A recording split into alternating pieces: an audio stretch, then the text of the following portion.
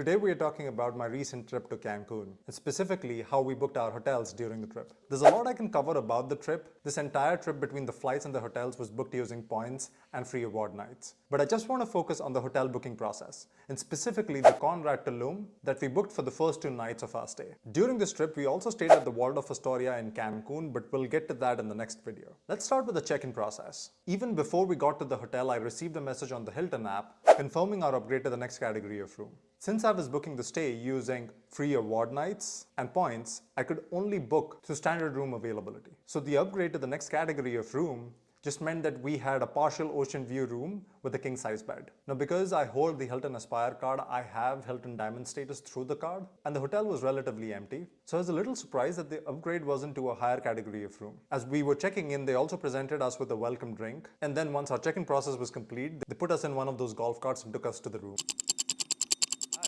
This is a tour of the room. The room comes with a standard king bed. The bed has a pretty good wooden backboard, and the lamps on the side that you see here are also pretty cool.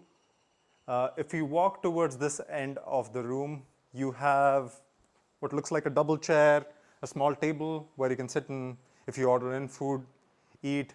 There's a good balcony. However, I'm not a big fan of the view from the balcony. It's kind of completely restricted by this tree over here, but you can see the ocean on the far right side from the room. So they call this the partial ocean view room. Now if you come over on this side, this is where the vanity is. We have a bunch of stuff near the vanity, but this is a double vanity. The toilet is on this side and the bathroom is on the other side. And on either side of the vanity, we have a couple of wardrobes. In terms of the common areas, as you step out onto the front of the property, you see there are 5 different buildings, and each of those buildings have access to the pool and the beachfront. From the fair amount of walking we did across the property, there were about 3 sizable pools, and most of the cabanas on the beachfront were first come, first serve, as is the case with most hotels. We also made a trip to the gym. Unfortunately, I don't have any footage from the gym, but the gym was sizable, had a decent sized yoga room, and all the equipment that you would need to get a decent workout in. Now we thought about going to the spa, but it seemed outrageously expensive. For a 15-minute massage, it would have cost us around $250 per person. And the spa was located slightly far from the hotel lobby. The best thing about the resort, in my opinion, was the food across the various restaurants. The first day after we arrived, we went to Cafe Carbon and ordered a few things here. We ordered the guacamole, which was delicious. We ordered the quesadillas, is I think how it's pronounced. That was delicious as well. And the catch of the day, which was sea bass, was also delicious.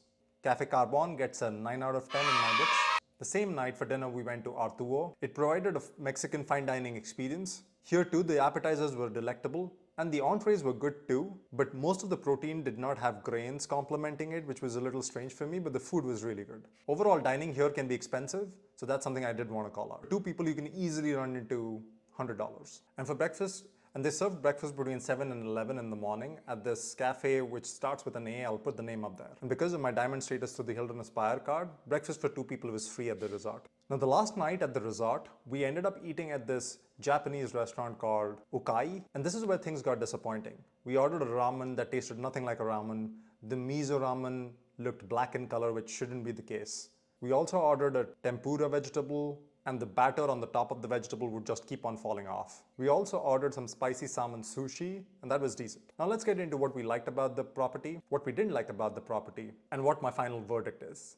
After that, I'll get into how we booked this property using points and free award nights. So like I said, my favorite thing about the property was the food, barring Ukai, which wasn't that great an experience. All the other cafes and restaurants were also good. There's also a cafe that serves coffee and smoothies, and that was pretty good as well. The second thing we really liked about the resort is the availability of beach chairs. Now granted, the hotel wasn't at full capacity, but even with the limited number of people there, we never ran into issues in finding a beach chair. And the last thing we really liked about the hotel is, funnily enough, the lobby. As soon as you entered the hotel, the views out of the lobby were spectacular. Now, the one thing we didn't like about the property as much is that the hospitality was pretty passive. We've been to a few other hotels and resorts in the area before, and I would say hospitality in those hotels has been significantly better than what we experienced at the Conrad Tulum. This might be because they're still training the staff, but I had to call it out. Now, because we paid with points and free award nights, I didn't mind staying at the property. But if I had paid out of pocket, I think I would have been disappointed with the choice of the hotel. And that's primarily down to what I said, which is